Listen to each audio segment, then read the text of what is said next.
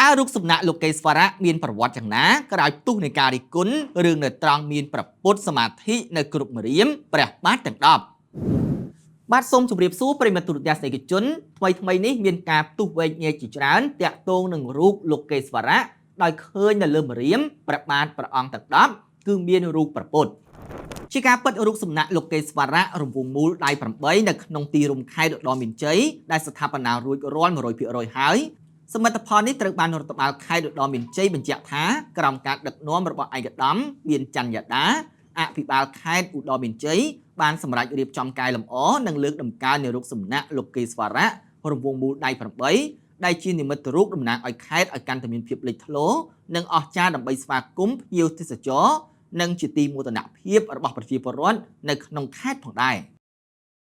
តើរូបលោកកេសវរៈមានប្រវត្តិយ៉ាងណានៅក្នុងរជ្ជកាលនៃព្រះបាទជ័យវរ្ម័នទី7ព្រះពុទ្ធសាសនាលទ្ធិមហាយានគឺសាសនារបស់រដ្ឋដែលនៅក្នុងព្រះពោធិសត្វលោកកេសវរៈបានបំពេញតួនាទីយ៉ាងសំខាន់ដោយថែមទាំងមានការគោរពនិងជំនឿយ៉ាងលើសលប់នៅក្នុងសង្គមខ្មែរទៀតផង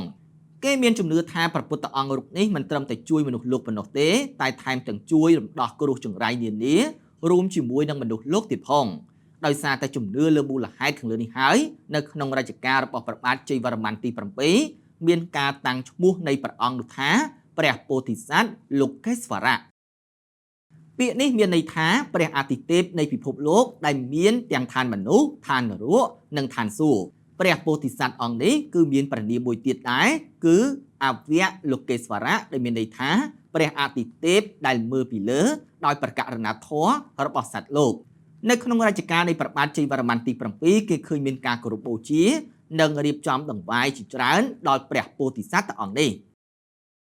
នៅគ្រប់មជ្ឈដ្ឋានសង្គមខ្មែររួមទាំងមេទ័ពនិងព្រះមហាក្សត្រដែលតែងតែមានការគោរពបូជាទៅដល់ព្រះពុទ្ធអង្គលោកកេសវរៈពុំដែលអាខាន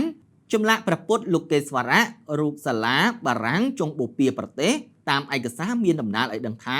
ព្រះពុទ្ធនៃសាសនាហិនយានដែលព្រះអង្គបានចូលនិព្វានរួចទៅហើយឯពុទ្ធនិយានមហាយានទ្រង់កំពុងត្រៀមប្រកាយចូលនិព្វាននៅឡើយការរងចាំមិនទាន់ចូលបរិនិព្វានរបស់ព្រះពោធិសត្វលោកកេសវរៈដោយសារតែព្រះអង្គទុកពេលវេលាដែលចង់ជួបមនុស្សលោកឲ្យរួចផុតពីគ្រោះថ្នាក់ព្រះពោធិសត្វលោកកេសវរៈសពរិក្ខរតីមិនទាន់ចង់ចូលនិព្វានព្រោះព្រះអង្គនៅមានការអាណិតអាសូរដល់ពុទ្ធបរិស័ទនៅក្នុងការស្រោចស្រង់មនុស្សលោកឲ្យបានច្រើននៅរវាងចុងសតវត្សទី7គេបានឃើញមានសាលាចារឹកមួយនៅប្រាសាទ3គឺខេត្តកំពង់ធំ K163 ដែលបានចារឹកអំពីព្រះនាមអាទិទេពគឺអវយលោកកេសវរៈហើយសម័យក្រោយមកទៀតគេលែងហៅពាក្យបែបនេះទៀតហើយពោលគេហៅត្រឹមថាលោកកេសវរៈ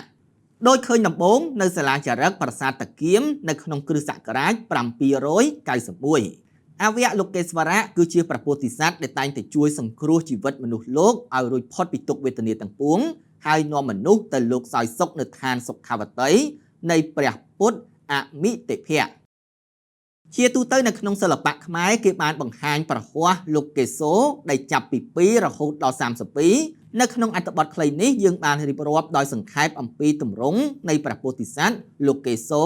ដែលមានព្រះសិរ1និងប្រហ័ស8ដែលគេស្គាល់ទ្រង់ថាជាអមោឃបាសរូបនេះបានបង្ហាញដោយព្រះសិរ1ប្រហ័ស8ព្រះនេត្រទី3នៅលើថ្ងាសនៅលើភ្នោះសក់ដែលមានព្រះពុទ្ធសមាធិ1ជាលក្ខណៈសម្គាល់ទូទៅ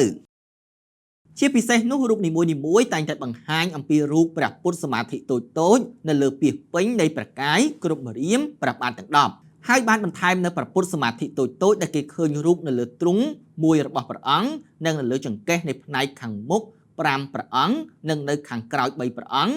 ជាព្រះពុទ្ធកាន់កេន្ទនភ័ណ្ឌជាប់នឹងព្រះហស្ថប៉ុន្តែក៏មានរូបខ្លះគឺមិនសូវជាមានរូបព្រះពុទ្ធសមាធិពាសពេញព្រះកាយ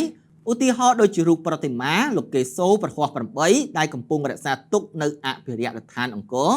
យើងបានឃើញនៅផ្នែកខាងក្រោមនៃដើមទ្រូងមិនមានចម្លាក់ព្រះពុទ្ធសមាធិតូចៗនៅខាងលើដើមទ្រូងមានជាទូទៅគេសម្គាល់ឃើញថារូបព្រះពោធិសត្វលោកកេសោនៅក្នុងទម្រង់នៃសិល្បៈខ្មែរអាចសង្ខេបមកថា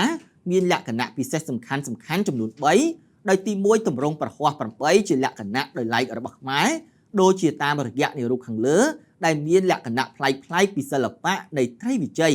ទី2គឺមានលក្ខណៈជារូបភាពជាលោកធាតុតាមគំរូគម្ពីរដែលអាចសម្គាល់បានតាមរយៈរូបនៅលើព្រះកាយដោយតំណាងឲ្យព្រះពោធិសត្វរូបប្រទេយកពុទ្ធនិងព្រះពុទ្ធសមាធិជាច្រើនដែលរស់នៅក្នុងរន្ធញើសរបស់ព្រះពោធិសត្វលោកកេសោទី3គឺមានប្រភពដូចជារូបបដិមាដែលតំណាងឲ្យព្រះជ័យវរ្ម័នទី7ព្រោះគេដឹងតាមរយៈសិលាចារឹកប្រាសាទព្រះខ័ន K908 ថា